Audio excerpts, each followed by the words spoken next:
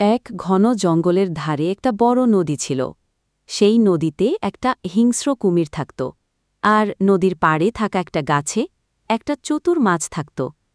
কুমিরটা সব সময় মাছটাকে ধরার চেষ্টা করত, কিন্তু মাছটা ছিল খুব চালাক। সে সব সময় কুমিরকে ফাঁকি দিত।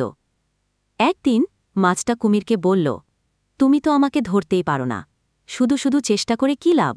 খুব রেগে গিয়ে মাছটাকে বলল, একদিন না একদিন আমি তোমাকে ধরবই। মাছটা হেসে বলল, দেখা যাক। এরপর মাছটা একদিন কুমিরকে বোকা বানানোর জন্য একটা ফন্দি পাতল। সেই কুমিরকে বলল যে সে নদীর ওপারে একটা লুকানো ধন খুঁজে পেয়েছে। কুমির সেটা শুনে খুব লোভী হয়ে গেল, আর মাছের পিছনে যেতে থাকল। মাছটা কুমিরকে একটা পাথরে নিয়ে গেল, যেখানে একটা বড় পাথর চাপা পড়ার সম্ভাবনা ছিল। যখন কুমিরটা ধনের দিকে তাকাচ্ছিল, মাছটা তাড়াতাড়ি করে একটা কৌশল করে পাথরটা ফেলে দিল। পাথরটা কুমিরের উপরে পড়ল, আর কুমিরটা আটকে গেল।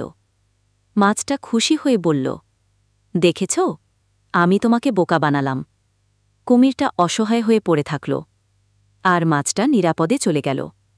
এভাবে মাছটা তার বুদ্ধি দিয়ে কুমিরকে হারিয়ে দিল। এই ভিডিওটি ভালো লাগলে সাবস্ক্রাইব করে পাশে থাকবেন এবং লাইক করুন।